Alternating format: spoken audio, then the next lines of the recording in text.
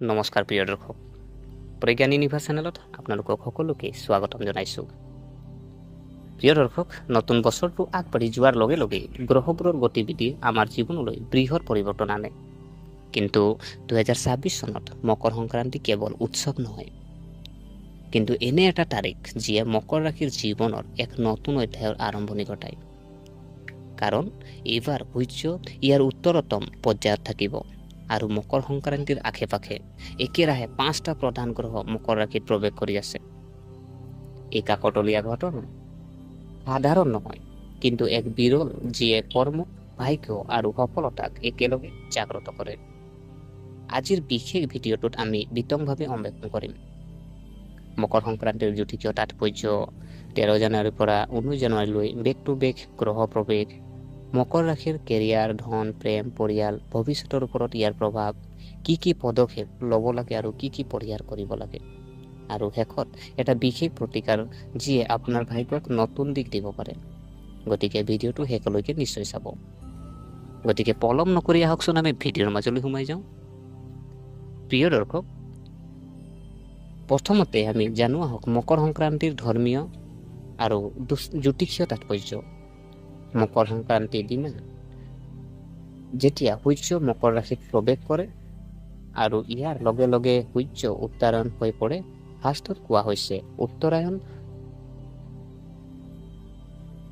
পুণ্য কল, অৰ্থাৎ উত্তৰায়ণৰ সময়ক দেৱতাৰ দিন বুলি গণ্য কৰা হয়। আজিৰ পৰা ধনাত্মক শক্তি বৃদ্ধি পায়, নেতিবাচকতা কমি যায় আৰু মানুহৰ প্ৰচেষ্টাই বিশ্বব্ৰহ্মাণ্ডৰ সমৰ্থন লাভ কৰিবলৈ আৰম্ভ কৰে। 2026 চনৰ মকৰ সংক্ৰান্তি কিয় বিশেষ? এইবাৰ মকৰ সংক্ৰান্তিৰ বিশেষ কাৰণ গ্ৰহৰ শৃংখলাবদ্ধ পৰিবহন। 13 জানুৱাৰীৰ যদি চাওঁ শুক্ৰৰ যিহেতু মকৰ ৰাশিত প্ৰৱেশ, 14 জানুৱাৰীত মকৰ ৰাশিত সূৰ্য প্ৰৱেশ আৰু 16 জানুৱাৰীত মংগল গ্ৰহ মকৰ ৰাশিত প্ৰৱেশ, 17 জানুৱাৰীত বুধ গ্ৰহ মকৰ ৰাশিত প্ৰৱেশ আৰু 19 জানুৱাৰীত চন্দ্ৰ যিহেতু মকৰ ৰাশিত প্ৰৱেশ, অৰ্থাৎ 7 দিনৰ ভিতৰত একেটা ৰাশিত 5টা প্ৰধান গ্ৰহ, আৰু এই পৰিস্থিতিয়ে মহাযুগৰ সৃষ্টি কৰে। প্ৰিয় দৰ্শক, মকৰ ৰাশিৰ প্ৰকৃতি যদি চাওঁ, মকৰ ৰাশিত শনি ৰাশিৰ কাষত, আৰু এই ৰাশিত জন্ম লোৱা জাতক জাতিকাসকল কঠোৰ পৰিশ্ৰমী, অনুশাসিত, দায়িত্বশীল আৰু নিজৰ লক্ষ্যৰ প্ৰতি নিষ্ঠাৱান।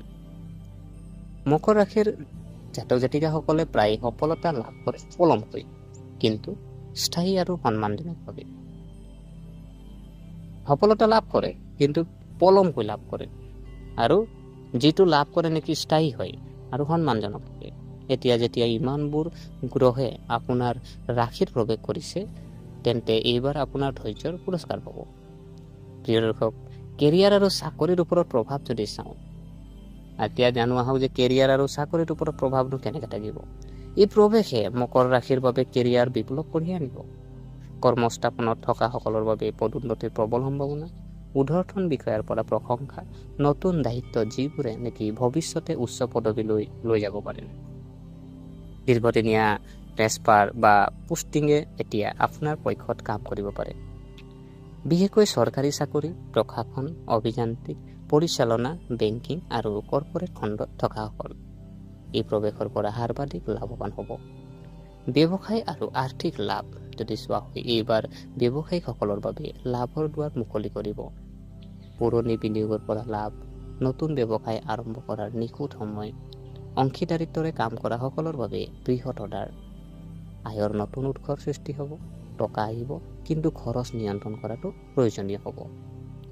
প্ৰেম জীৱন আৰু বৈবাহিক সুখ যদি চোৱা হয়, এই প্ৰৱেশে আপোনাৰ প্ৰেম জীৱনলৈ মধুৰতা কঢ়িয়াই আনিব।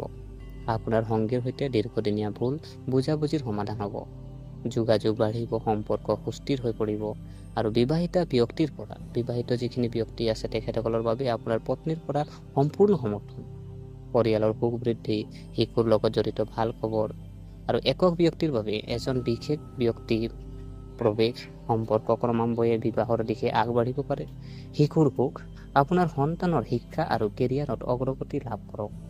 তেওঁলোকৰ আচৰণে আপোনাক গৌৰৱ অনুভৱ কৰিব। যদি সন্তান নাথাকে, তেন্তে সন্তান জন্ম দিয়াৰো সম্ভাৱনা থাকিব পাৰে। পাৰিবাৰিক আৰু সামাজিক জীৱন, পৰিয়ালত সুখ আৰু শান্তি, বয়োজ্যেষ্ঠসকলৰ পৰা আশীৰ্বাদ, ধৰ্মীয় বা আধ্যাত্মিক যাত্ৰাৰ সম্ভাৱনা, সমাজত সন্মান বাঢ়িব।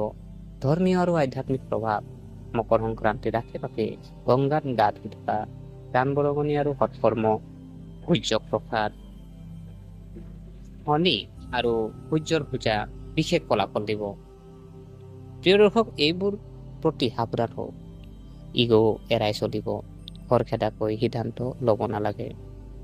আপোনাৰ বাক্য নিয়ন্ত্ৰণ কৰক, আপোনাৰ স্বাস্থ্যক আওকাণ নকৰিব।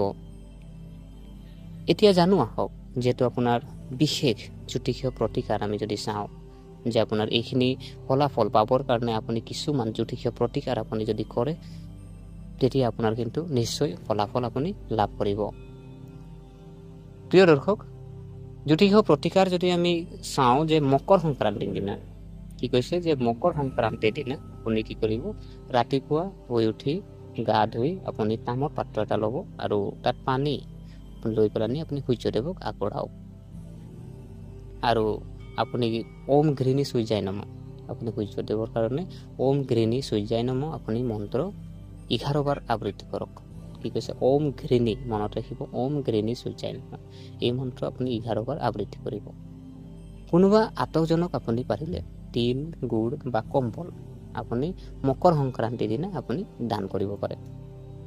শনিদেৱৰ নামত আপুনি এটা বন্তি জ্বলাব পাৰে।